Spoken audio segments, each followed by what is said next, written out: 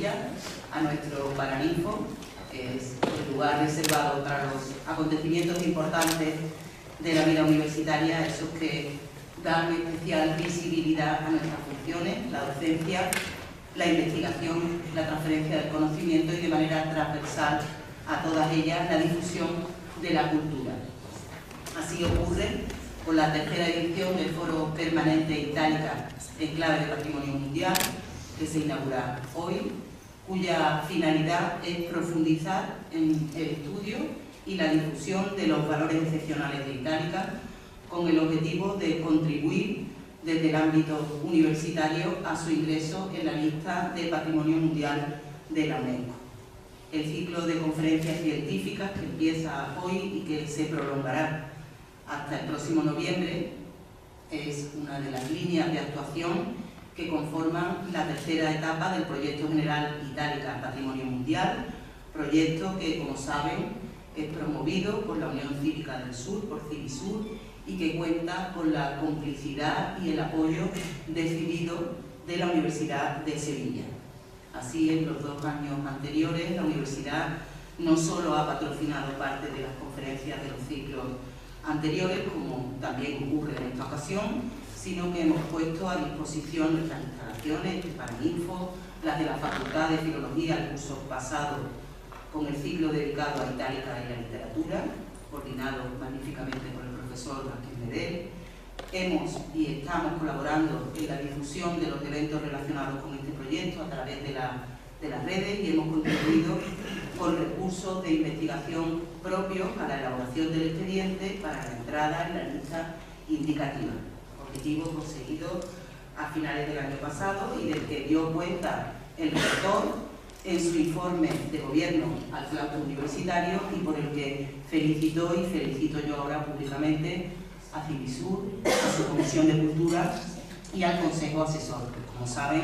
se trataba de un requisito ineludible para la posterior inclusión en la lista definitiva, que es la meta en la que estamos embarcados ahora de la mano de Civisur.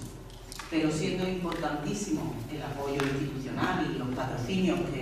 que podamos prestar, es la implicación de nuestros profesores, de nuestros investigadores, la principal y esencial aportación de las universidades a este proyecto común. Y eso es lo que yo quiero, en primer lugar, subrayar y agradecer: la consistencia y la excelencia de nuestros investigadores y sus grupos de investigación como principal y esencial aportación de la Universidad de Sevilla. Y eso es así gracias a la intensa relación de la Universidad de Sevilla con Itálica, que ha venido desarrollándose a lo largo del siglo XX en el campo de la investigación arqueológica, histórica y patrimonial, con la dedicación, como digo, de muchos y buenísimos profesores, desde Juan de Matacarriazo, José María Rizón, Manuel Pellicer, tristemente fallecido, Pilar Castro, Fernando Amores, continuando en la actualidad esa relación científica con diversos proyectos de investigación, como los dirigidos por la ya citada Pilar León y Fernando Amores, por José Beltrán, por José Luis Escacena, desde el Departamento de Prehistoria y Arqueología de la Facultad de Geografía e Historia de la Universidad. Las 3 conferencias que se van a impartir en nuestra sede, en este Paraninfo, corresponden precisamente a 3 de estos profesores. Hoy la de José Beltrán, junto a la arqueóloga Rocío Izquierdo, sobre los valores patrimoniales de Itálica, el 15 de mayo, la de Fernando Amores, sobre los resultados de las excavaciones en la casa de Demetrio de los Ríos, como fruto del practicum del máster interuniversitario en arqueología de la Universidad de Sevilla, y finalmente, el 6 de noviembre, la de Pilar León, sobre la magnífica cultura italicense de la época de Adriano, que clausurará el ciclo. Un ciclo que se integra también con otras 6 conferencias de enorme interés, patrocinadas por las universidades Pablo de Olavide e Internacional de Andalucía, de manera que es un foro permanente en el que coincidimos y nos hermanamos las 3 universidades a propuesta de Civisur y del proyecto Itálica Patrimonio Mundial. En segundo lugar, también agradezco la oportunidad de poder dirigirme a ustedes para, retomando lo apuntado al principio de mis palabras, hacer hincapié en la difusión y la promoción de la cultura como valor transversal de la universidad. Transversal porque debe impregnar esas otras funciones con las que comúnmente se nos identifica, la docencia y la investigación si queremos realmente tener éxito en nuestro principal objetivo, el de la formación integral, que es imprescindible para llegar a contar con ciudadanos libres, con criterio propio, que es el fin último de la universidad. Ciudadanos que libremente, porque tienen esa formación integral, pueden verdaderamente opinar, elegir, debatir, discrepar y también disfrutar. Este proyecto nos ayuda en ese objetivo de la formación integral a través de la difusión y la promoción de la cultura. Estamos convencidos, seguro que muchos de ustedes también, que hay cuestiones esenciales para la sociedad que todos aspiramos a construir, que deben estar por encima de partidismos y enfrentamientos estériles. Así ocurre con la cultura, con la educación con mayúsculas. Son herramientas esenciales para conseguir una sociedad menos polarizada y menos crispada, más aún en el mundo interconectado, acelerado, tecnificado, economicista, cada vez más deshumanizado, en el que precisamente por eso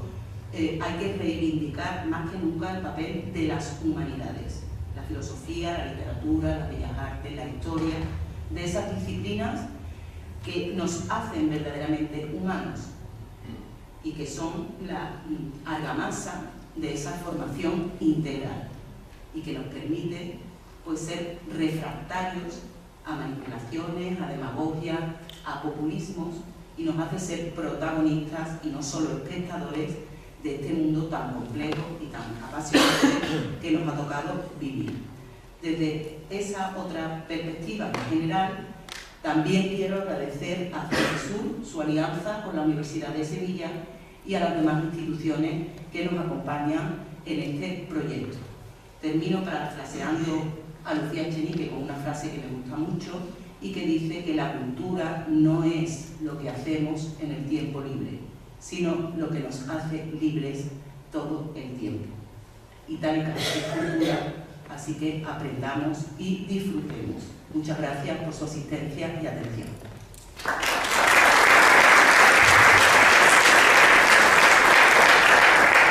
Y le doy la palabra a doña Concha Pobrero Vime, que es la directora, como saben, del proyecto Itálica Patrimonio Mundial.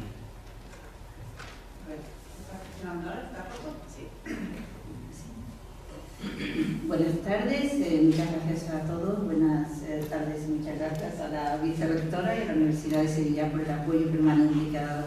a este proyecto.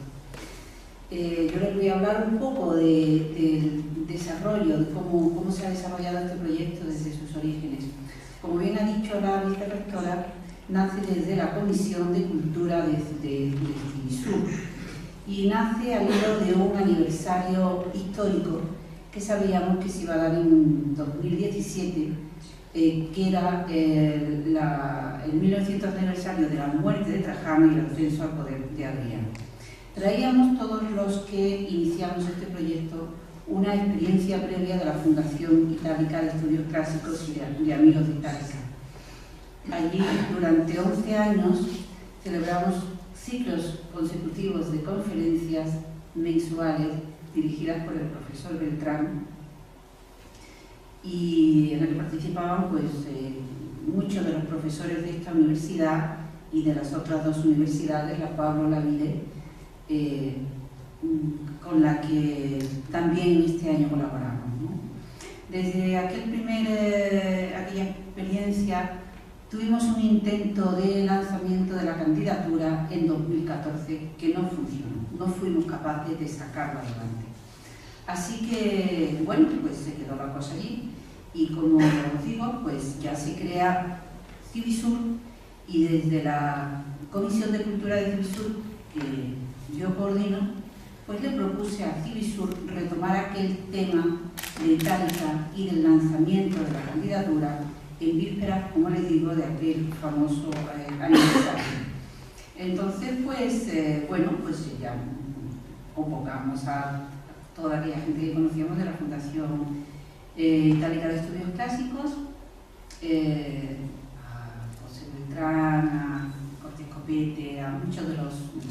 amigos que están aquí, que ya venían de aquella asociación, y con ellos y con algún arquitecto, historiador, experto en patrimonio, hicimos una primera reunión en noviembre de 2016 y sobre la marcha nos constituimos en consejo asesor de la candidatura, que es el consejo el que auténticamente lleva y ha desarrollado todo el proyecto. Entonces, aquí estamos desde noviembre de 2016, que se constituyó el consejo asesor de la candidatura, que estamos trabajando. Como sabéis, esta es ya la tercera etapa. Tuvimos una primera etapa, que fue en 2017, en la que se hicieron las presentaciones primeras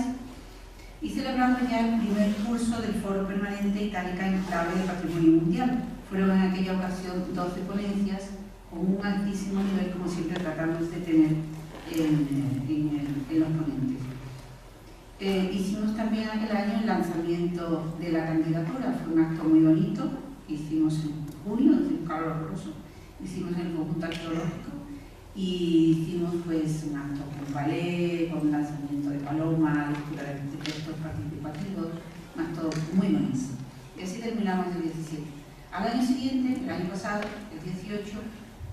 ya potenciamos un poquito más la plataforma de apoyo. Hicimos el segundo curso del Foro Permanente. En esta ocasión hicimos un gran esfuerzo y fueron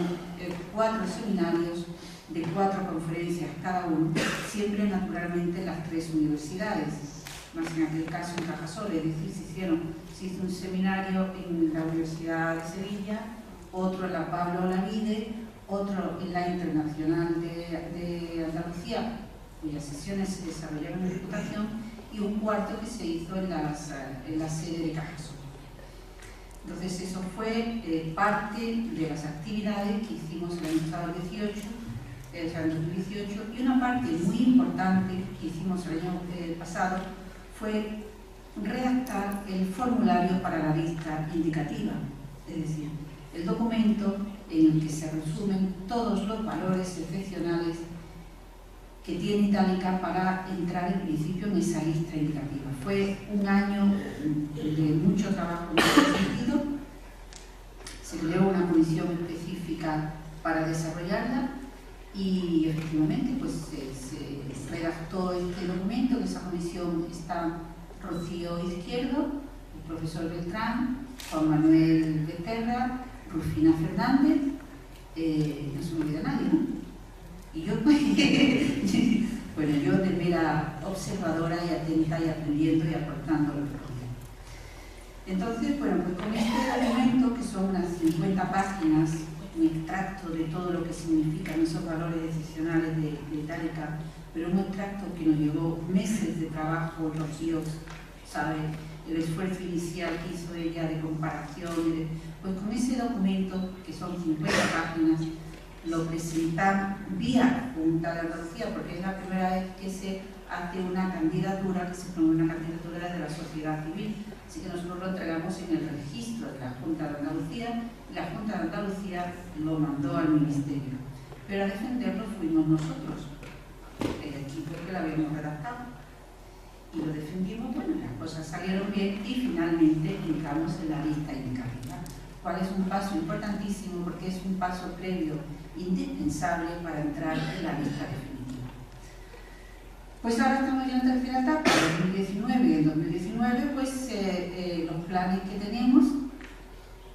son un desarrollo más amplio de la plataforma de apoyo. Contamos con un patrocinio de la Fundación Unicaja que agradecemos inmensamente. Vamos a desarrollar ampliamente la web, las redes sociales. Les tengo que decir que el año pasado conseguimos, entre las firmas que recogimos en la web, que son 6.000, y las que recogieron las asociaciones civiles de Ponce y Ponce, que ya saben ustedes que se han volcado con el proyecto, que presentamos el proyecto y están entusiasmados, ellos aprovechan la más mínima oportunidad para, a su forma y manera, que es que se han hecho todos unos trajes preciosos de romanos, y a la menor oportunidad pues se visten con su traje de patricia, o de vestal, o de esclavo, o de senador, y allí se llenan en el recinto que se van con sus trajes preciosos. Alguna visto incluso una cosa que me llamó la atención mucho, que era una patricia en su litera, llevaba por el clase, no me falta nada. Entonces ellos pues siempre con una mesa pidiendo firmas. Bueno, pues de esta manera ellos han conseguido recoger 3.000 y pico de firmas y con la nuestra ya estamos cerca de las 10.000, eso es importante. Bueno, pues este año le hablaba de la plataforma de apoyo que nos vamos a potenciar mucho, en la que está la web, las redes sociales, seguimos con las presentaciones a todos los niveles, con las colaboraciones con el pueblo de Santiponce, presentaciones a nivel internacional, presentaciones a nuestra embajada, presencia en todos los eventos importantes que seamos capaces, por supuesto el Foro de Itálica que hicimos el año pasado FITUR, el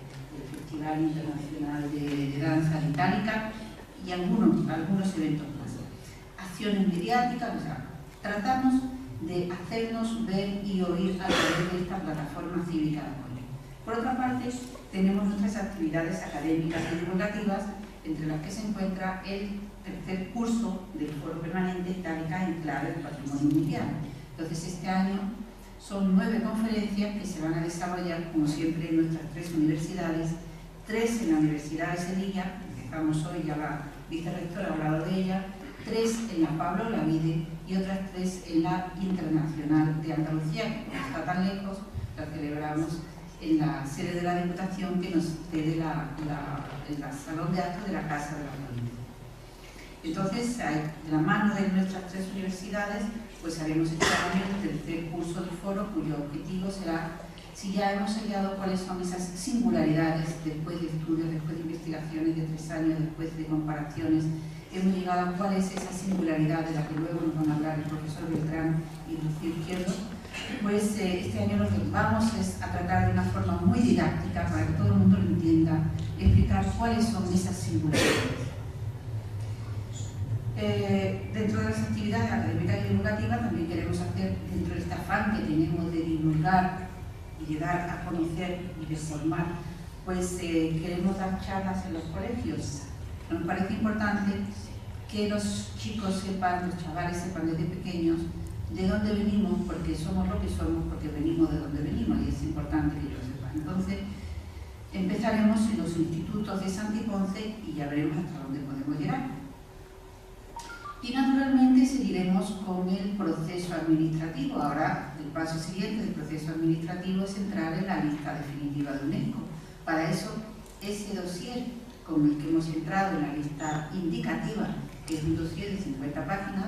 pues 50, si bien he dicho 50 páginas, pues eso hay que añadirle planimetría, hay que añadirle plan de gestión, hay que añadirle las inversiones y naturalmente en toda esta parte que estoy diciendo de plan de gestión y de inversiones, pues nos tiene que ayudar la Junta de Andalucía, porque ya nos dirá cuál es el plan de gestión y cuáles son las inversiones. Por cierto, aprovecho para disculpar al viceconsejero que tenía mucho interés en venir y me ha pedido expresamente que disculpes, porque ya ha sido imposible por cuestiones de agenda. Y entonces, bueno, pues con este documento más amplio para presentar la lista definitiva, no va a ser cosa de meses ni cosa de un año, sino que yo creo que la primera opción, siendo muy optimista, está Juan Manuel Becerra mirando a ver lo que dice. Yo creo que la primera opción, siendo muy optimista, sería el 2022. Eso es. Entonces, en 2022 lo vamos a conseguir. Entonces, hay que trabajar mucho, hay que trabajar muy duro y hay que seguir investigando y desarrollando ese dossier del que hablamos. Y creo que ya no se me olvida nada, ¿no? Creo que no, ya sabemos que el objetivo de todo este lío que tenemos es entrar en la lista definitiva de UNESCO. Sabemos los argumentos que exige UNESCO, singularidad, un buen universal excepcional, de todo ello nos van a hablar a continuación el profesor Beltrán y Rocío Izquierdo, que van a hacer la conferencia que se titula Itálica Patrimonio Mundial, Defensa de la Arquitectura. Me han pedido que presente a los conferenciantes, yo creo que no hace falta que los presente porque todos vosotros los conocéis. Sí deciros que al profesor Beltrán lo conozco desde hace como 14 años, coincidimos en la Fundación Itálica de Estudios Clásicos y en la Asociación de Amigos de Itálica, a través de esas conferencias brillantes que él organizaba con altísimo nivel también de ponentes. Fueron 11 años, son muchos, aprendimos muchísimo. Y bueno, pues él está desde el principio en este proyecto. ¿Qué más os digo? bueno, de José Beltrán, ya sabéis que es catedrático de Arqueología de la Universidad de Sevilla, que es miembro correspondiente del Instituto Arqueológico Alemán, que es académico numerario de la Real Academia de Antequera, académico correspondiente de la Real Academia de la Historia, es además de todo esto un trabajador incansable,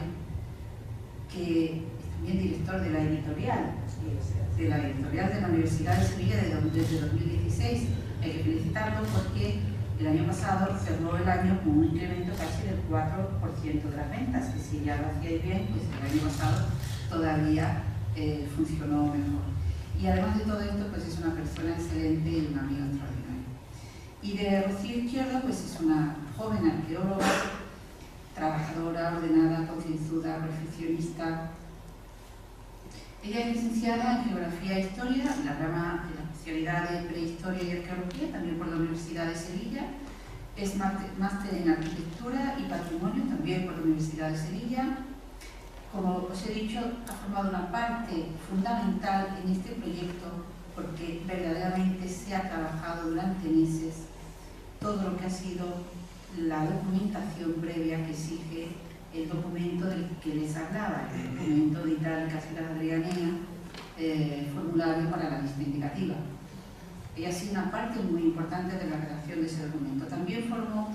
fue parte del equipo redactor del avance del plan, del director del conjunto arqueológico de Itálica, y como trabajo fin de máster, hizo un trabajo que se llamaba un ciclo de protección civil del patrimonio histórico, el caso de Itálica. Lo he dicho bien, porque luego me lo grabado y luego no me entiendo muy bien, ya lo sabes, siempre pasa igual. un siglo, ¿verdad? Un siglo. O sea, un siglo de protección del patrimonio histórico del caso de Itálica. Bueno, pues Rocío, además de todo esto, de ser trabajadora y tan concienzuda, es una persona encantadora, muy divertida y una amiga de verdad, y una amiga estupenda. Entonces yo espero que disfrutéis con su conferencia y nada.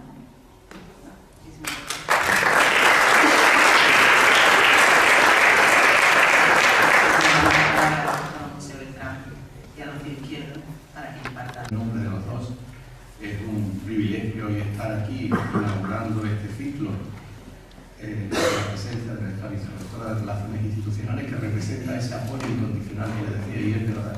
que la Universidad de Sevilla, y lo hablo pues como miembro de nuestra universidad, pues tiene con este proyecto de Itálica Patrimonio Mundial.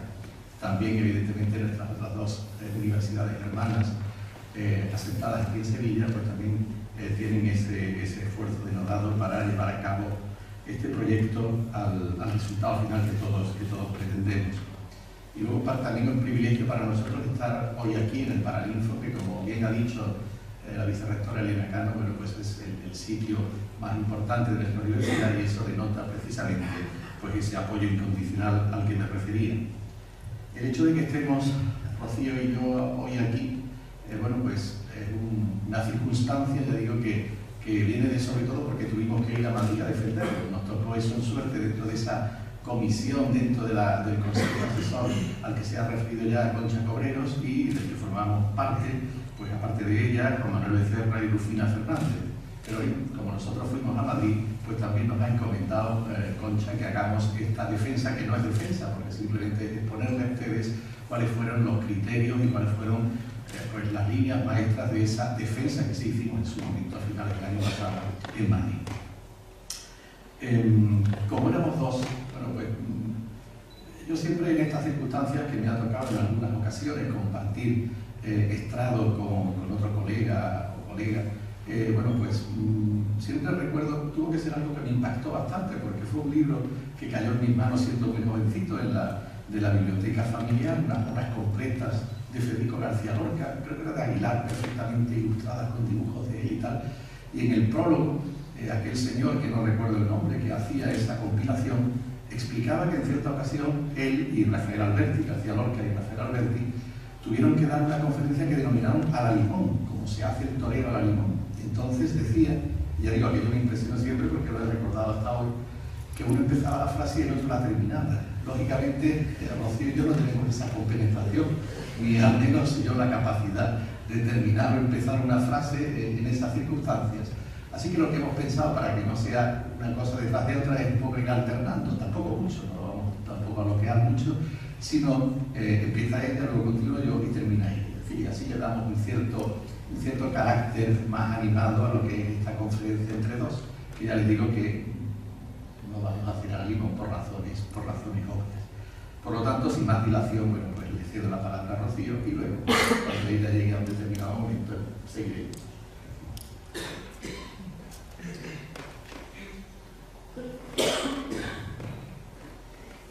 Como ha dicho Pepe, vamos a hacer una presentación del objetivo de este trabajo, que es defender la candidatura de Itálica para que algún día pues, llegue a ser declarada patrimonio mundial, ¿no? Entrar en el selecto club de esos bienes que están dentro de una lista que distingue a todos aquellos bienes que son parte significativa de la herencia cultural de la humanidad.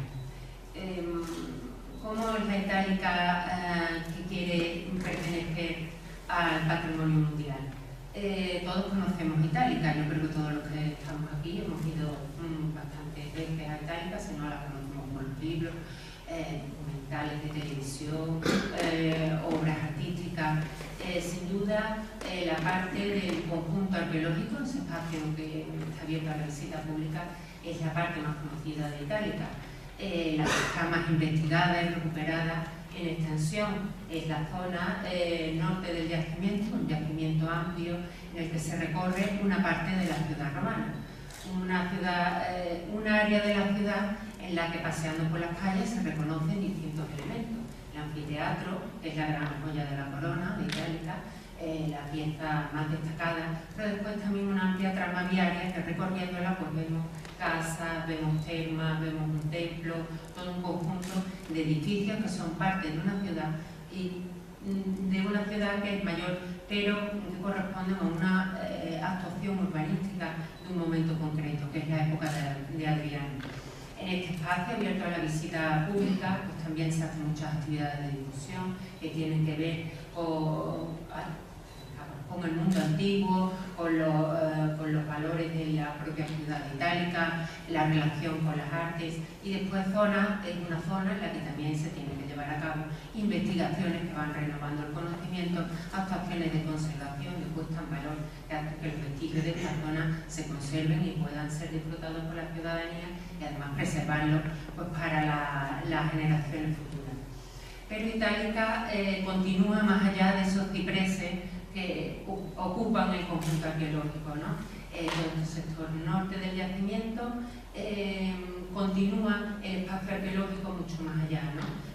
Tanto por un sector rústico como por parte de debajo del caserío de Santiponce, el yacimiento continúa, ¿no? Y es precisamente en esta zona ocupada por el caserío de Santiponce donde hay más Itálica, y una Itálica que tiene un periodo de vida muchísimo más largo que el que vemos en la zona norte del yacimiento, ¿no? En esta viñeta, publicada hace ya unos años en un periódico,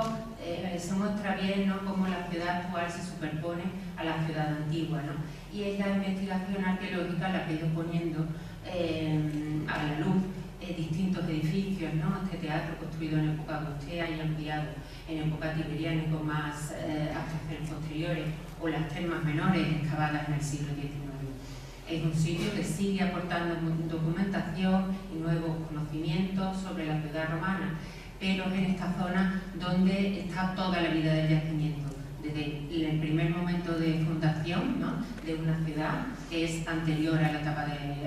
romana, un asentamiento turdetano sobre el que se funda esa ciudad romana, un punto que se funda, y después toda la vida de la ciudad romana y supervivencia en época medieval, hasta que el solar, esta parte es ocupada por el pueblo de Santiponce y continúa vigente hasta la actualidad, ¿no? Después, fuera de Itálica, tenemos otras piezas que son de Itálica, que muestran la importancia de esta ciudad romana, que son sus esculturas. Aquí, pues he traído yo 3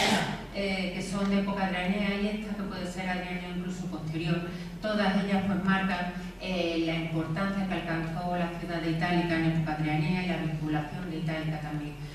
con Adriano. La Venus de Itálica es una de las piezas señeras no solo del yacimiento, sino incluso es un ejemplo destacado del propio arte antiguo, ¿no?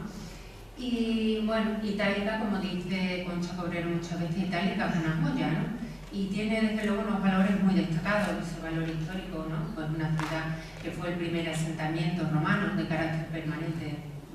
en la península ibérica. Desempeñó un papel capital en la romanización del Valle del Guadalquivir. Fue por supuesto la patria de origen de 2 emperadores romanos, precisamente los emperadores con los que Roma alcanzó su máxima expansión territorial, con Trajano, y después con Adriano la máxima expansión cultural también. La monumentalidad de los restos de esta ciudad romana, que ya lo hemos visto en las imágenes, ¿no? Y lo que es más significativo es ese urbanismo en extensión, esa colección de esculturas, de mosaicos de la época adrianea.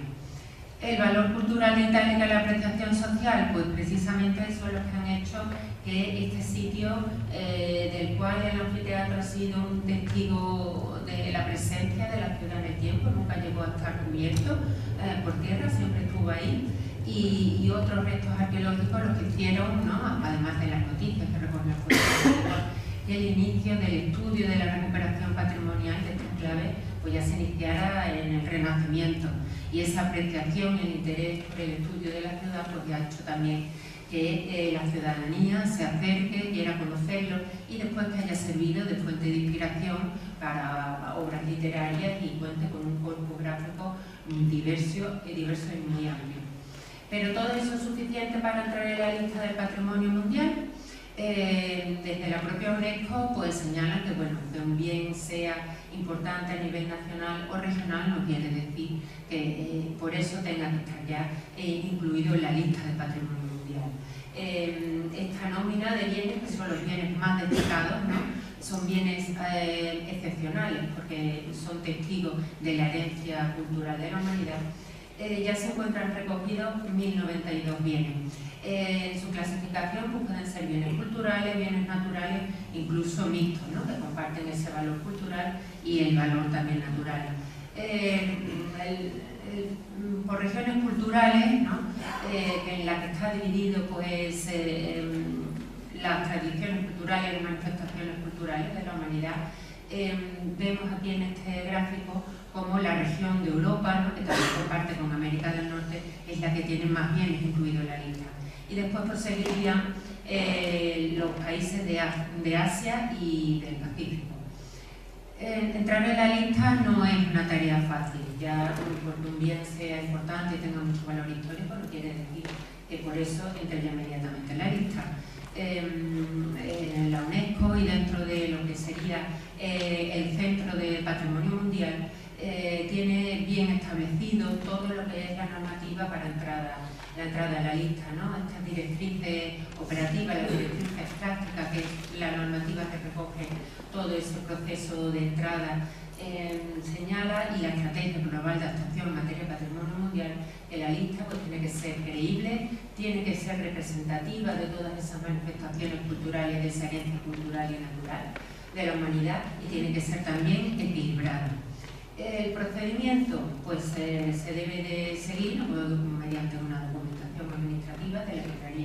que sería los formularios que hemos hecho, un primer paso de entrada en una lista provisional en la que ya se ponen los valores que tienen los sitios que quieren entrar en la lista y demás requisitos que ha de cumplirse. Y es un primer paso, una primera entrada hacia la lista definitiva, ¿no? Para la que se requiere pues, una mayor cantidad de datos y un importante compromiso, ¿no? De los Estados miembros que presentan esos bienes para que sean patrimonio de la humanidad, de mantener ese perfecto estado de revista en el que tienen que estar los bienes, ¿no? Bien conservados, bien puestos en valor, ¿no? Porque los bienes que entran en la lista están inscritos, pero después tienen que mantenerse. Hay todo un seguimiento para que sigan presentando los mismos valores que son los que han hecho que puedan entrar en la lista. Que no los cumplen, pueden entrar en una categoría de bienes en peligro, hay una llamada de atención para que se corrijan esos peligros que acechan al bien y que le restarían ese valor universal excepcional que deben de tener, incluso si la situación no mejora, llegan a salir de la lista. ¿Qué requisito? Pues un valor universal excepcional, esa es la parte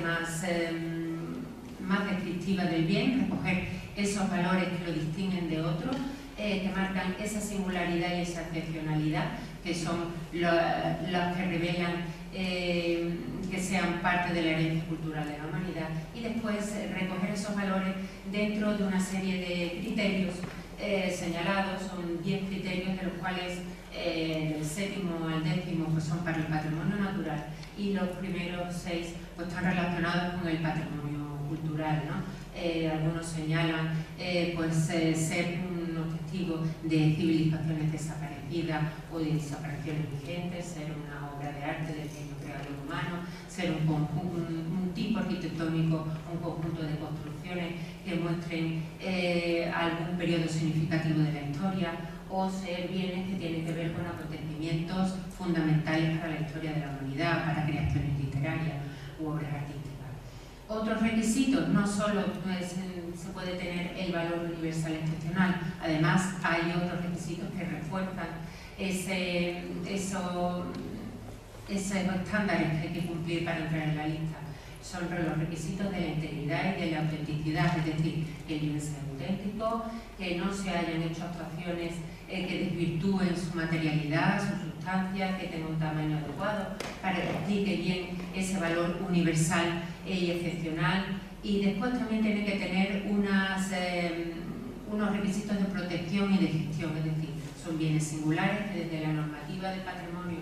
en los que son de carácter cultural, por supuesto, de los propios Estados miembros, ya tengan una catalogación, un nivel de catalogación que permita la salvaguarda de esos bienes excepcionales, y después también unos instrumentos de gestión, ¿no?, que son los que permiten proteger, conservar y poner en valor, y que la ciudadanía pues disfrute de esos bienes y salvaguardarlos para el futuro. ¿Cómo está la lista del patrimonio mundial hacia la que mira Itálica? Pues la verdad es que en la lista ya hay muchos sitios arqueológicos, de todo tipo y de todas las épocas. Además, si ya miramos hacia los bienes que tienen que ver con el legado romano, también hay una representación. Ya en nuestros estudios preliminares, ¿no?, pues ya vimos que había 54 bienes incluidos en la lista de patrimonio mundial. Pueden ser tanto ciudades históricas que han tenido ocupación en época romana, sitios arqueológicos que fueron ciudades romanas, y después edificios de distinto tipo, obras públicas, explotaciones mineras de época romana, como por ejemplo las médulas, ¿no?, el sitio de las médulas. Entonces, esos bienes que desde la estrategia global de actuación en la lista de patrimonio mundial marcan que tienen que ser singulares, excepcionales, y que la lista tiene que ser equilibrada y representativa. La entrada de Itálica tiene que señalarse en valores que no solo se pueden restringir a que sea un sitio de época romana, o que sea una ciudad romana, o incluso con la tipología de sus edificios, ¿no? Ya hay también anfiteatros romanos que están dentro de la lista. Así que esa singularidad de Itálica, esa excepcionalidad, ¿dónde la hemos encontrado nosotros para conducir la candidatura de Itálica, ¿no? En el formulario de la lista, el bien que hemos señalado se denomina Itálica Ciudad de Arena.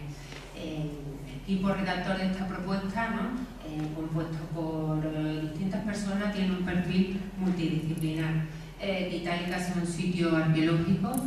no quiere decir que el formulario sea solo hecho por arqueólogos, ¿no? Tiene que haber un concurso de perfil multidisciplinar, que participen personas que desde distintas miradas y trabajando en conjunto conduzcan un proyecto tan complejo y con tantos matices como una candidatura a patrimonio mundial. Y entonces esa singularidad de Itálica, esos valores excepcionales, son de los que nos va a hablar ahora el profesor Beltrán. Muchas gracias, Rocío. Efectivamente, tal como ha planteado Rocío Izquierdo, no es solamente el valor intrínseco de un bien, en este caso un sitio arqueológico, el que justifica ante la UNESCO su entrada en la lista de patrimonio mundial, sino que hay que buscar una singularidad dentro de ese valor universal excepcional. Verán ustedes a lo largo del PowerPoint que hay una mención al Arca de Noé, y le dirán, ¿esta locura qué significa? Y es que siempre que Concha Cabrera presenta, y yo confiaba que este año, que en esta ocasión también lo iba a hacer, pone un símil que Juan Manuel Becerra también utiliza en sus conferencias, y es que la lista de patrimonio mundial es como el Arca de Noé, y solamente puede haber una pareja por cada especie de animal, y si ya está allí presente, pues no puede haber otra, aunque sea magnífico. Y en ese sentido, pues hay que buscar una singularidad que los diferencien de los otros. Y esa singularidad, como ha dicho Rocío Izquierdo, bueno, pues la encontramos después de muchas discusiones y de muchas reuniones dentro del Consejo Asesor y de visitas a los sitios de ese entorno privilegiado que es el reborde de la Jarafe, el reborde antiguo del río Guadalquivir. Lo encontramos precisamente, o intentamos destacarlo en lo que es la Itálica Adriana, esa zona a la que ella se ha referido y que ahora veremos más en detalle y que corresponde a lo que es la ampliación de Adriano. La Itálica Adriana efectivamente es toda, no es solamente ese área que nosotros proponemos para que sea declarado como sitio de patrimonio mundial y con su zona de amortiguamiento, que sería todo el resto arqueológico, todo el resto del conjunto arqueológico y de esa zona que tenemos ahora en la diapositiva, pero sí, como digo, esa responde a las exigencias, a esas exigencias técnicas que hay que cumplir para que un bien, en este caso el sitio arqueológico de Itálica, pues fuera declarado como patrimonio mundial. Vean ustedes eso que ahora parece corto, pequeño ahí en esa diapositiva, pero sí, todos nosotros hemos paseado por esas calles, por ese espacio mágico casi, que, bueno, pues, que significa, como ya vamos ahora a argumentar, el único ejemplo de un urbanismo de época de Adriano, de un urbanismo de una ciudad creada ex novo, además, y que representa, por tanto, lo que era pues la concepción de una ciudad antigua en aquella época trascendental en el mundo romano antiguo, que fue el reinado de Adriano, que marca, como bien se sabe, tanto desde el punto de vista histórico y también desde el punto de vista arqueológico, un antes y un después, y que por lo tanto Itálica se justificaría como exponente, como ejemplo de precisamente ese modelo de ciudad adrianea, que puede estar en otros lados, pero que por circunstancias que ahora veremos, solamente se podría en este momento evidenciar en este segmento, podríamos decir, en esta Itálica de Adriano de Itálica. Componentes del bien. Vean ustedes, como ha dicho Rocío, que la ciudad era bastante persistente, incluso hay un núcleo prerromano que documenta ya una presencia humana con anterioridad, prácticamente desde el siglo V a.C., pero será la presencia romana, la vinculación a un personaje tan destacado como Escipión el Africano, en el marco de final del siglo III, cuando se fundaría esa Itálica romana sobre el asentamiento previo turdetano, pero en cierto modo, y esto depende sobre todo de las investigaciones, las prospecciones geofísicas que se hicieron a principios de la década de 1990 y que fueron dirigidos por José Manuel Rodríguez Hidalgo, que está aquí presente y participa también en el ciclo y que es miembro del Consejo Asesor, de este Consejo Asesor de la Candidatura, junto con el profesor de la Universidad de Southampton, Simon Kay. Fueron unas investigaciones novedosas en aquella época en el ámbito del uso de esa nueva tecnología aplicada a lo que era el estudio arqueológico, en este caso de Itálica, y los resultados fueron impresionantes. Yo creo que no se han obtenido otros resultados tales en ningún otro yacimientos posteriores, cuando todavía la tecnología pues, ha ido aumentando, y ahora veremos en algún caso pues, esos ejemplos. Y vean ustedes, por tanto, que aquí vemos como tres itálicas. La Itálica preadrianea, aquella Itálica fundacional que tiene una enorme transformación, poco conocida arqueológicamente en época de Augusto, que continúa pues, durante los siglos I, el siglo I, y será con Adriano cuando se produce pues, toda esta enorme expansión hacia el norte, que marcaría esta segunda muralla, que significa el perímetro, como ven ustedes, de la propia ciudad, y que a nivel de la propia de las Hispanias es sin duda pues un elemento singularísimo, pero hay que justificarlo, como les digo, a nivel mundial. Y en tercer lugar, esa tercera otra itálica estaría marcada por este otro recinto amurallado,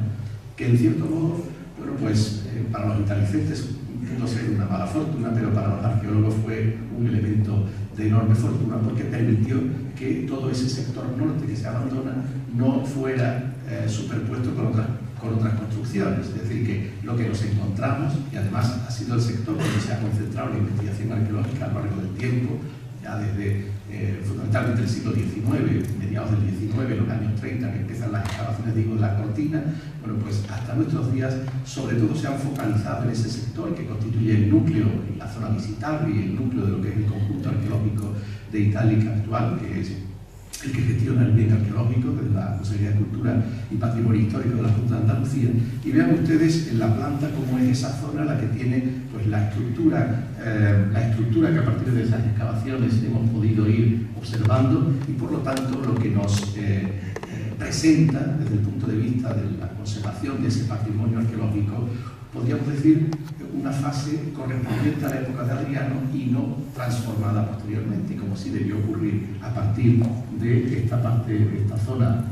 la llamada Nova Urs, la zona nueva adrianea, toda la parte meridional y lógicamente lo que es la antigua ciudad de Itálica pre-adrianea. Recuerden ustedes que no será hasta principios del siglo XVII, muy a principios del siglo XVII, cuando Santi Ponce se traslada a ese lugar. Hasta aquel momento, aquellas ruinas que vio Rodrigo Caro a finales del siglo XVI estaban expeditas de construcciones modernas, es decir, se podía ver lo que era la ruina de Itálica y de ahí aquel nombre de las ruinas de Itálica. Eso sí que fue para los arqueólogos pues una maldición, en que los poncinos o aquel Santi Ponce de la Edad Moderna, para evitar las continuas arrolladas y irrigadas del río Guadalquivir, los monjes del monasterio permitieron que se subieran a aquella zona que no era inundable y que lógicamente pues había permitido el poblamiento antiguo desde el siglo V al menos antes de Cristo. Vean ustedes, por tanto, que este sector correspondería a una zona que ha tenido una continuidad hasta nuestros días en la parte preadrianea, mientras que la zona norte de aquella ampliación de Adriano prácticamente pues, ocupó un siglo de vida, y en ese sentido las investigaciones e incluso las propias prospecciones arqueológicas y geofísicas nos han permitido conocer perfectamente lo que es ese urbanismo. Lógicamente no todo, hay áreas de reserva enormes, la investigación en Itálica se puede y se debe desarrollar durante decenios, no diría siglos porque tenemos que ser optimistas, pero al menos durante decenios. Vamos a hacer mención ahora sobre todo a lo que son los hitos constructivos dentro de esa ampliación. Es decir, ya veremos luego cuando continúa esta conferencia el Rocío Izquierdo como para intentar cubrir, al menos hay que cubrir uno de esos criterios de los 6 que hemos visto para justificar el valor universal excepcional de un bien arqueológico. Nosotros hemos propuesto que Itálica cumple 3, a lo que se referirá ella, y bueno, pues para cumplir esos criterios nos tenemos que centrar sobre todo pues, en este área y analizar desde el punto de vista arqueológico, desde el punto de vista de la propia materialidad de ese bien arqueológico, la singularidad de ese espacio. Ya veremos también que hay, podemos decir, un doble acercamiento histórico-arqueológico, o más bien arqueológico-patrimonial, desde un punto de vista amplio de lo que denominaríamos el urbanismo adrianeo, el urbanismo ex novo, que se conoce bien arqueológicamente y que, como digo, denota el único ejemplo que con ese carácter de integridad que se comentaba antes, en extensión, pues se puede ver, incluso pasear por lo que era ese urbanismo que se crea en época de Adriano. Y bueno, pues por otro lado tenemos otro acercamiento mucho más concreto a edificios sobre todo y a estructuras dentro de este urbanismo general, a lo que nos referiremos ahora, y que son en cierto modo otro elemento que justifica la excepcionalidad de Itálica dentro del panorama de lo que era una ciudad romana en época antigua, en época de Adriano sobre todo, que ya veremos que tiene su importancia, porque el mundo, y eso lo sabe bien el profesor Cortés Copete desde el punto de vista de la historia, la singularidad que tiene Adriano a lo largo de la historia del Imperio Romano. Marca un antes y un después, y Trajano fue el gran emperador militar, el que lleva los límites extremos del Imperio Romano. Adriano efectivamente vuelca lo que sería la concepción de aquel imperio que hasta entonces prácticamente podríamos decir que estaba dividido entre Oriente y Occidente, y aquellas provincias orientales con la enorme carga que tenía de su tradición greco-helenística, que ahora lo que intenta Adriano es la unificación, es un intento de globalización, un término que nosotros estamos tan habituados ahora, una globalización también en el plano cultural. Y eso, en cierto modo, también simplificando, justificaría todos esos viajes de Adriano. No es que el hombre le gustara viajar, que fuera un turista nato, sino que también, como se hacía en la Ilustración en el siglo XVIII, hay que conocer el terreno para cambiarlo, y en ese sentido el viaje, ese viaje que los ilustrados pusieron tan de moda, en cierto modo, Adriano, con toda esa serie de viajes que recorren, es cierto, sobre todo el Oriente, que es lo que le cautiva a él por su propia personalidad, bueno, pues intenta traer Oriente a Occidente, y eso yo creo que se plasma, y creemos que se plasma en Itálica. La singularidad de muchos de estos edificios, aparte del urbanismo en general, en cierto modo parece que nos encontráramos con un pequeño espacio de una de esas grandes ciudades de Oriente, de esas ciudades que tenían esa enorme carga clásica y helenística, pero que con Roma llegan a tener también pues, una explosión enorme, y la época de Adriano es fundamental, como veremos a partir de ahora. Hay muchos elementos en Itálica que denotan ese carácter oriental, y lo vamos a ver en este interesante ciclo de conferencias que vamos a tener en este año hasta noviembre. Ese urbanismo general, ya digo, si nos acercamos a espacios concretos, a edificios concretos, veremos la singularidad que tiene también en este sentido. Pero primero hay que verlo en su dimensión, podríamos decir, macroespacial, una trama, unas calles enormes, todas porticadas, ya digo, responde a un urbanismo oriental que no se da en otras ciudades occidentales, y que en principio pues, marca ya una clara diferencia con respecto a lo que sería el panorama de otras ciudades de Occidente romano,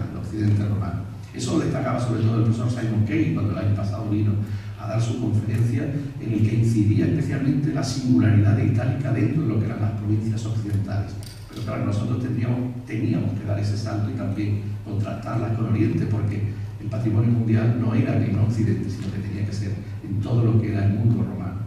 Ese entramado de grandes calles, un sistema de saneamiento de lo más perfeccionado, en cierto modo, ya digo, responde a un modelo que podríamos decir más común, pero que en el caso de Itálica presenta la singularidad de que es conocido en su integridad, en una extensión suficiente y con un conocimiento científico, arqueológico también destacado, frente a otras ciudades, como veremos a continuación. Y dentro de ese espacio privilegiado que es el norte de aquella, podríamos decir, la Itálica de Adriano,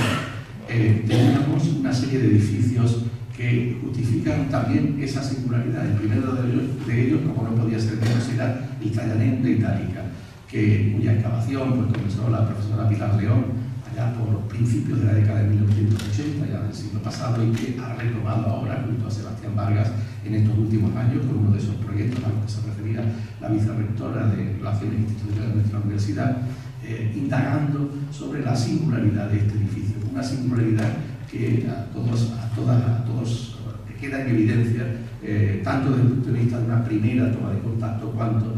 con esa profundización histórico-arqueológica a la que me refería. Aquí lo ven ustedes, ocupando además el centro de esa nueva Itálica, por tanto su propia localización. Bueno, no me voy a extender en ello porque hay una conferencia dentro de este ciclo que precisamente Sebastián Vargas dará a lo largo de uno de estos 3 núcleos de conferencia, en la que se centrará precisamente en el Trajanén. Lo ven ustedes a la derecha. Él también ha estudiado recientemente esos elementos que aparecen aquí en la parte inferior, son los índices del templo que ocupaba el centro del Trajanén, es decir, que era un templo como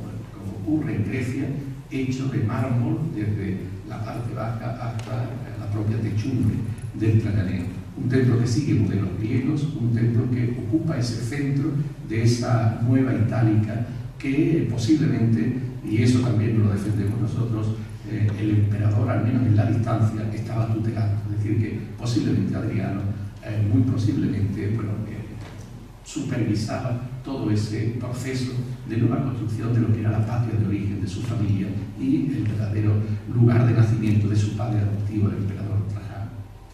Ahí ven ustedes, desde el punto de vista de unas simples pinceladas para indicar lo que es la singularidad de este edificio. El paralelo más exacto, bueno, podríamos remontarnos, y se ha hecho, y los estudios de Pilar León así lo demuestran, hasta la época de Augusto, con la Porticus Livia, y luego seguir ese proceso. El mundo siempre nunca sale nada de la nada, todo tiene un proceso y todo tiene unos antecedentes, y en ese sentido los tiene también, y especialmente el otro gran parangón del Traianeum, que es la llamada Biblioteca de Adriano en Atenas, cuya planta ven ustedes aquí.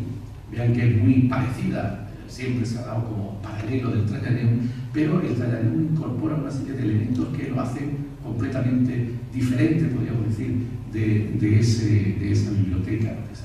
entre comillas, para que tenga otras funciones diferentes a una simple biblioteca. Tenía que ver también con todo el tema administrativo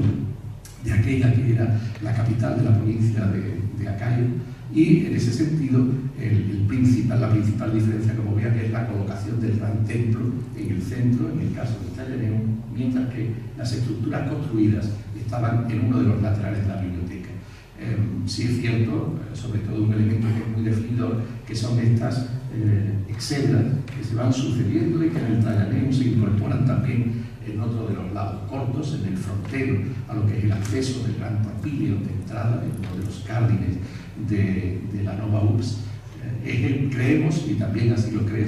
Sebastián Vargas, Pilar León, que fue el núcleo inicial de la construcción de la Nova Urbs, y que a partir de ahí se diseña todo ese nuevo urbanismo que ya digo que las investigaciones arqueológicas que se han hecho, que se deben seguir haciendo, y las restauraciones y la puesta en valor, puesto que el edificio está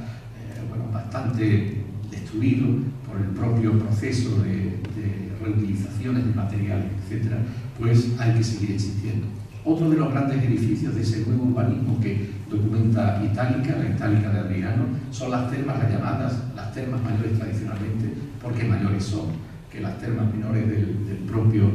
Santi Ponce. Y vean ustedes aquí, en esta planta, en esta fotografía aérea, lo que sería la zona que está excavada, zona que comienza de medio de los ríos en el siglo XIX excavar, y que luego José María Luzón, efectivamente, en los años 70, la década de los 70, también siguió excavando en lo que era el edificio construido, las termas propiamente dichas, porque la singularidad que tiene estas termas es que unen en ese intento, como les digo, de traer Oriente a Occidente, ponen un gimnasium griego al lado de lo que son un edificio termal propiamente romano, y lo yuxtaponen. Si este es el edificio de las termas,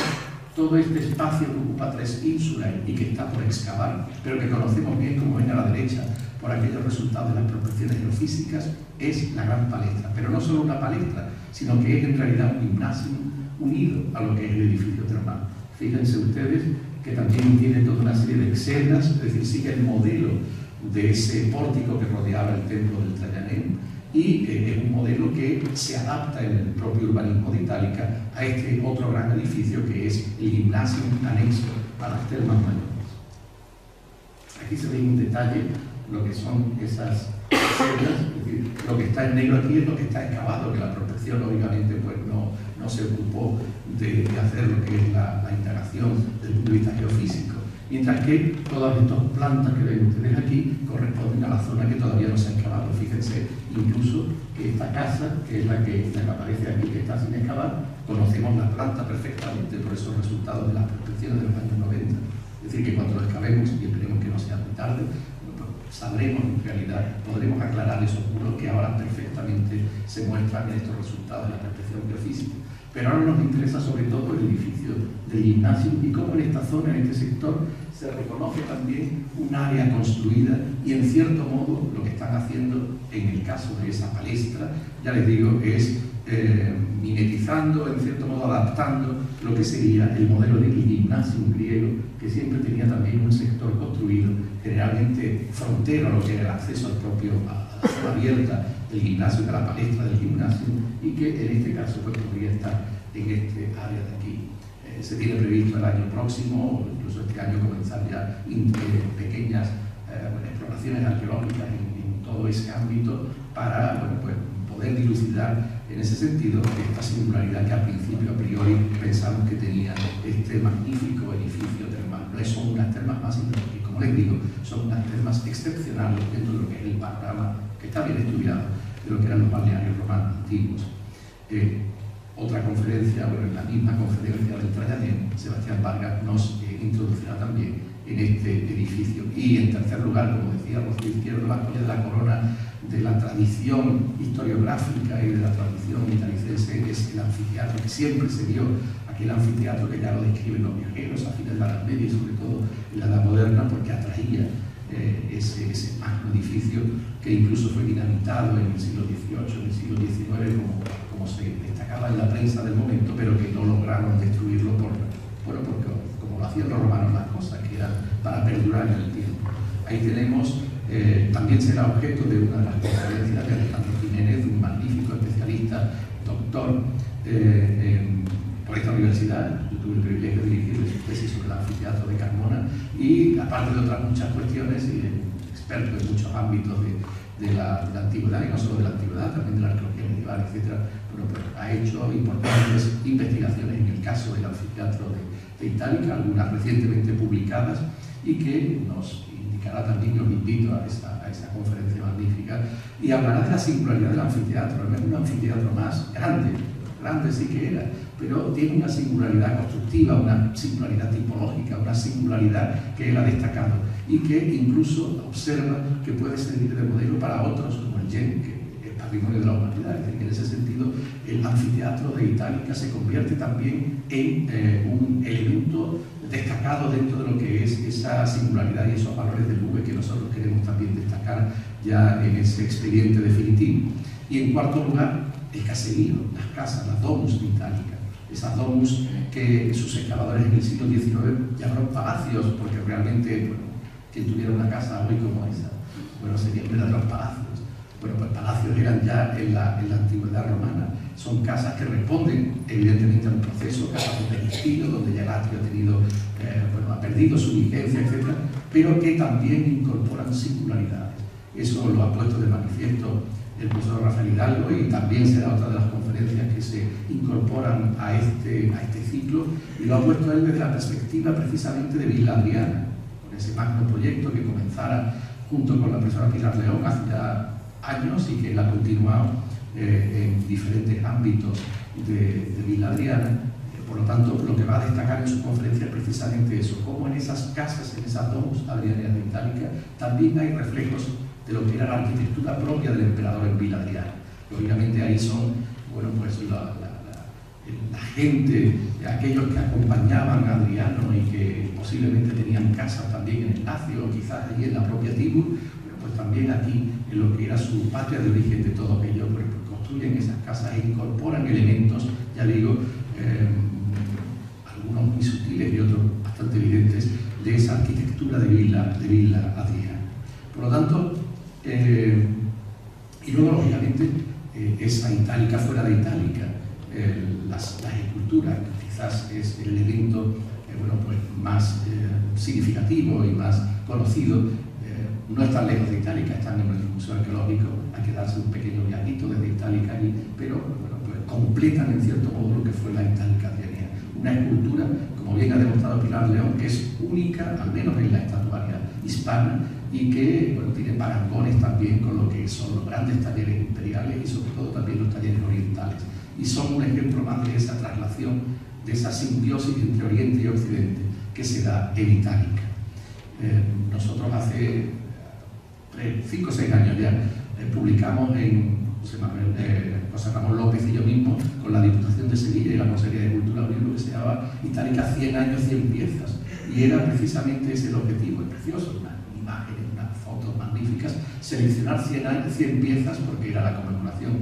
en el 2012, la conmemoración del centenario de Itálica como declarada como monumento nacional, y era buscar 100 piezas que estaban fuera de Itálica, para que la gente supiera que Itálica es aquello que se visita, pero también es lo que no está allí, algunas desaparecidas en las colecciones, otras en la Casa de Lebrija. Es decir, esa Itálica que está fuera de Itálica y que, sobre todo a partir de los bienes muebles,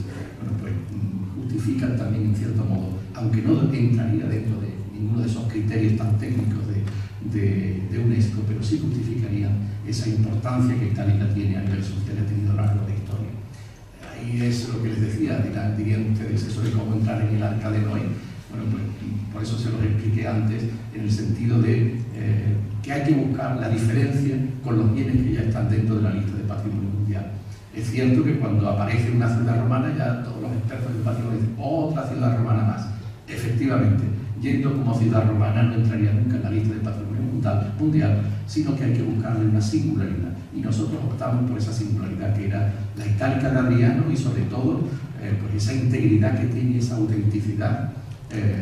de Itálica y su historia, su tradición. Y lo comentará luego Rocío, que voy a ir terminando mi intervención, mi parte de intervención, lo completará luego Rocío pues con toda esa serie de cuestiones referidas a esos criterios de integridad, de autenticidad, de tutela, de gestión, que son imprescindibles y que, bueno, todo el mundo que está aquí, lo hemos dicho siempre, considera que Itálica es patrimonio mundial y debería estar en la lista desde hace mucho tiempo, pero había que llegar a tiempo, al Arca de Noé, y ahora cuando hemos llegado, pues hay que buscar una entrada secundaria, porque por la entrada grande no podemos entrar como ciudad romana. Bueno, pues ahí tienen ustedes, simplemente llamarles la atención que el panorama era crudo, porque incluso,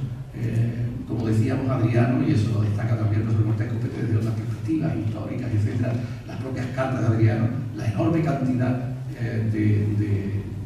administración pública que desarrolla este emperador personalmente. Y en ese sentido también se ve, desde el punto de vista de los textos y la propia epigrafía documenta, la enorme política benefactora de Adriano a lo largo de su reinado. Son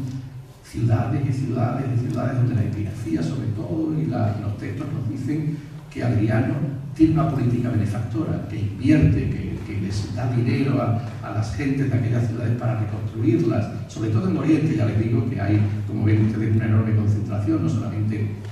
en Italia, en la península itálica, en el norte de África, en la tunecina, etc., pero especialmente en Oriente, que era la zona sobre la que se vuelca los viajes de Adriano, etc. Ese libro precioso de la Bothright, de Adriano y las ciudades del Imperio Romano, que Pilar León lo trajo aquí cuando conmemoramos hace ya algunos años el 1900 aniversario de la fundación de Itálica, y dio también, entonces conoció ella el Trajaneum y luego lo ha publicado y lo utiliza mucho en sus estudios posteriores. ¿Por qué? Bueno, pues porque es, como les digo, un elemento crucial dentro de lo que es el desarrollo de la arquitectura adrianiana de aquellos años, aquellos 21 años que reinó este originario, al menos familiarmente, su patria de origen era itálica. Pero lo voy a hacer muy breve ahora porque podríamos estar aquí horas y horas hablando de esa contrastación con esas otras ciudades que les comento. Resumiendo, podemos decir que no hay otra ciudad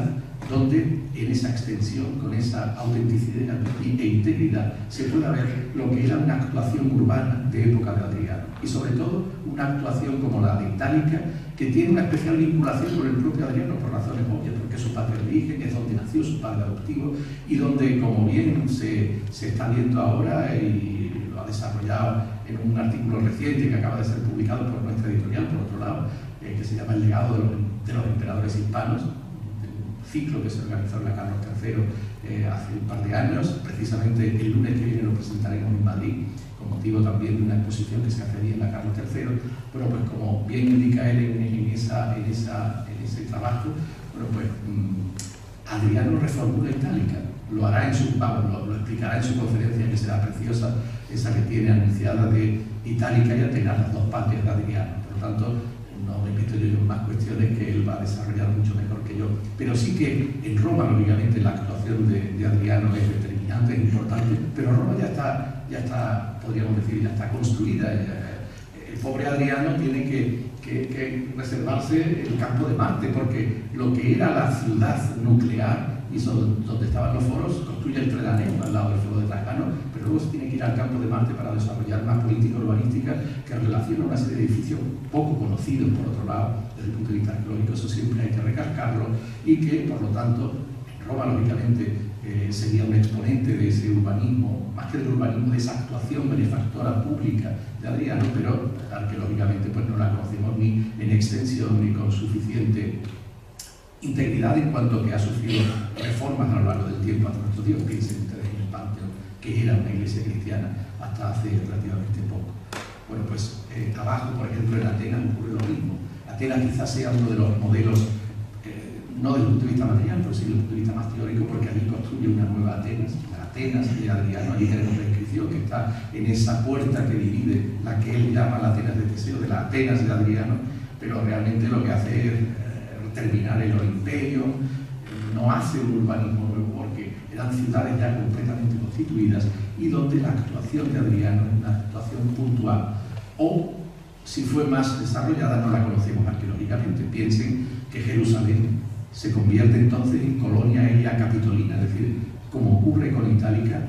Adriano le concede el carácter de colonia. Pero bueno, vayan ustedes a Jerusalén ahora, que vemos aquí del urbanismo de Adriano en extensión, lógicamente planos ideales sobre la ciudad actual, como ocurre en muchos sitios. En otros lugares, Cirene, se ha dicho, y es verdad, que es una de las grandes ciudades en la que actúa Adriano, porque fue la gran rebelión judía y allí hay muchos destrozos, pero prácticamente la ciudad está ya construida y lo que hace es cierto que tiene una enorme actuación Adriano y es bien conocida, y ahí arriba está la zona del templo de Apolo, es declarada Patrimonio Mundial también en Cirene, pero no responde a ese carácter que les decía. Y por otro lado también Esmirna, otra de las grandes ciudades donde por textos y por inscripciones sabemos que Adriano tuvo una enorme presencia. Y bueno, vayan ustedes a Esmirna, la segunda ciudad de Turquía actualmente, aquello es una ciudad moderna, simplemente la zona del Ágora que ven ustedes ahí, magnífica, pero es un punto dentro de lo que es la ciudad. Por lo tanto, Itálica nosotros defendíamos que era un proyecto ex novo, un proyecto con un amplio componente simbólico, precisamente por esa vinculación familiar, de patria de origen de Adriano, ciudad de nacimiento de su padre Trajano, y sobre todo también por esa especial, pues, bueno, que lo debía de mirar con una especial atención todo ese proyecto de reforma, y donde se debe ver la mano del propio Adriano. Algo quizás pudo ser similar en esa otra ciudad allá en Egipto, en Antinópolis, allí donde se ahoga su favorito Antinoo, y donde las fuentes nos dicen que Adriano construyó una ciudad en su honor. En cierto modo, podríamos llevar a un parangón si la Nova Itálica era una ciudad construida en honor de su padre adoptivo Trajano, y en cierto modo de sí mismo y su nueva dinastía.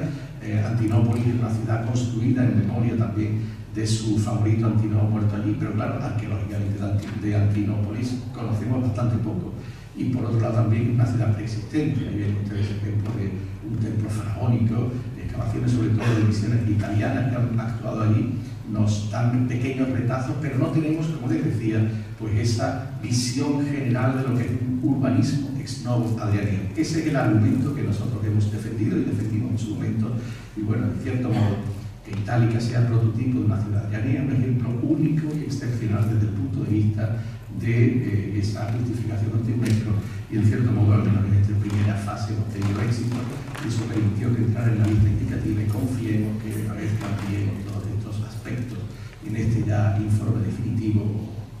expediente definitivo, pero tengamos también al menos en 2022, y no en 8 años, como se decía el lunes, en 2022, pues, en 2022 tengamos esa inclusión. Yo creo que a partir de ahora seguías tú. Ah, sí, yo. Bueno, pues, no, así que hablé yo entonces porque creo que me estoy excediendo. Simplemente era un resumen de lo que les había dicho. Itálica, ciudad adrianera, era por tanto ese valor universal excepcional, aunque ahora sí Rocío Izquierdo se va a centrar en los 3 criterios que nosotros identificamos. Pues simplemente hay un pequeño resumen de lo que serían esos aspectos que ya de una manera quizás un poco demasiado prolija les he explicado hasta ahora. Sí es cierto, no he incidido en esa cuestión, porque es también un criterio complementario, como ven, de un hecho singular que se vincula al yacimiento, y en este caso pues destacábamos también como complementariedad a los otros 2 criterios que veremos, el que haya sido patria de Trajano y Adriano. Es decir, que en ese sentido nosotros consideramos también que es un valor añadido en cuanto que es un lugar donde estos 2 grandes emperadores que marcan en cierto modo pues un antes y un después en el mundo, en el Imperio Romano, que en cierto modo es la base de nuestra civilización actual occidental, bueno, pues Itálica tiene la gloria de haber vinculado estos 2 en ese espacio. Efectivamente, lo que ya hemos comentado, la participación relación directa de Adriano. Hay que indagar también en ese aspecto, porque es un aspecto importante, justificar que Adriano tiene una presencia efectiva en toda esa transformación, en toda esa nueva construcción, y bueno, pues destacar lo que es ese espacio urbano, los edificios públicos, piezas únicas, y también la acción centenaria de tutela que nos justifica Itálica. Y ahora sí, le cedo la palabra. Bueno, pues remataré yo mano a mano. Dentro de aquellos criterios que fijaba la UNESCO, los que se tienen que concretizar, ese valor universal excepcional, pues nosotros, como ya ha indicado el profesor Bertrán, escogimos tres, ¿no? Uno de ellos tendría que ver con la planificación urbana y la arquitectura de la Itálica Adrianea como unos testigos excepcionales de esos intercambios de conocimientos, de valores, de ideas que permitieron estrechar los vínculos entre las poblaciones del Mediterráneo, entre Oriente y Occidente, ¿no? En un momento de máxima esplendor cultural del Imperio Romano, como es la época de Adriano, ¿no? Con ese trasvase de conocimientos, de materiales y esa integración de las distintas regiones y provincias del Imperio que promovió este emperador. Eso se ve muy bien en los vestigios de Itálica, que bueno, conocemos por ahora arqueológicamente. Después también pensamos que nuestro BUE se podía concretizar dentro del criterio cuarto, ¿no? Que Itálica es un ejemplo eminentemente representativo de un conjunto arquitectónico de nueva planta que explica excepcionalmente cómo se organiza un espacio urbano y cuáles son los rasgos definidores de una arquitectura de un momento concreto de la historia, ¿no? Como es la época adrianea. Y además también ese criterio sexto, ¿no? Que tiene que ver con acontecimientos fundamentales para la historia de la humanidad, obras literarias o otro tipo de obras artísticas. Lo vemos también dentro de que Itálica pues, fue la patria de los emperadores, ¿no? De Trajano y Adriano, que fueron los emperadores romanos con los que se alcanzó la mayor expansión territorial y cultural del imperio, ¿no? Y un imperio que es un pilar fundamental de la cultura occidental, ¿no? Además, Trajano es llamado frecuentemente el padre de Europa, ¿no? Algo que también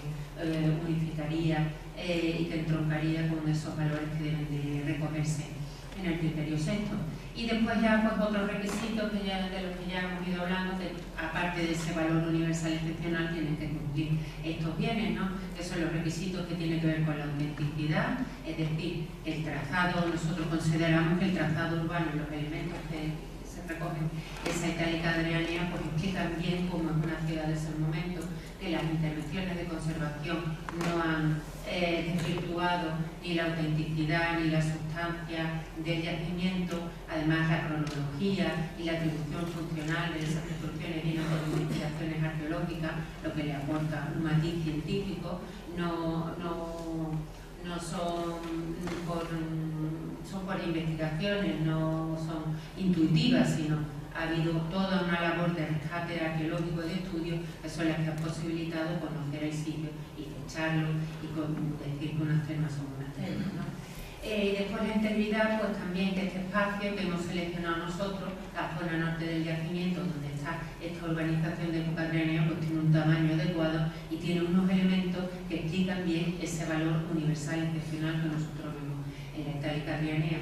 Al ser un espacio bien acotado, un espacio abierto a la visita pública, que es un conjunto arqueológico, no hay efectos adversos de desarrollo urbanístico dentro del conjunto. Y además, aunque no todo el yacimiento está excavado, la zona del proyecto adrianeo está excavada, pero sí que eso supone una zona de reserva para el futuro, pero de la que ya tenemos cierto conocimiento por las prospecciones geofísicas que se han ido realizando en esta zona. Y después, pues la protección de Itálica ya está más que consolidada, ¿no? La protección legal, porque tiene más de un siglo de máxima catalogación, la liquidación en materia de patrimonio histórico, ¿no? Españoles, en el año 1912, las ruinas de Itálica fueron declaradas monumento nacional, uno de los primeros yacimientos arqueológicos españoles andaluces protegidos, ¿no? Legalmente. Después Después, el conocimiento mejor del yacimiento, de su amplitud física, ha hecho que se conozcan mejor los límites del yacimiento y llegar hasta la situación actual, ¿no? En el que, bueno, pues el yacimiento ha mantenido esa máxima catalogación, ahora desde la figura de bien de interés cultural, y tiene su perímetro delimitado, ¿no? 116 hectáreas, que es la que en la imagen aérea está resaltada, bueno, y dentro de ese amplio espacio de 116 hectáreas, un yacimiento de cierta envergadura, se encuentra este ámbito de la ciudad rianea, por lo tanto, pues tiene ese nivel de protección decimonenco. Además, también esta zona rianea pues parte de un conjunto arqueológico gestionado desde la Administración, un espacio abierto a la visita pública, que no es de creación reciente. Ya incluso desde antes de la declaración de monumento nacional, parte de Itálica, la Itálica que se conocía, toda esta zona norte, el anfiteatro y demás, ya tenía una gestión estatal, y estas herramientas de gestión pues se han ido perfeccionando y se han ido ampliando a medida que se ha ido rescatando el yacimiento, ¿no? En 1970 se gestionaba desde un patronato, en los años 80 se creó el conjunto arqueológico de Itálica, y ya tiene una gestión más que consolidada, ¿no? Además también con un plan director que fue realizado en el año 2009, pues ya fijaba muy bien las propuestas de trabajo por donde debían de conducirse actuaciones concretas que mejoraran la conservación, la protección y la puesta en valor del conjunto. Y con esto pues ya terminamos nuestra intervención.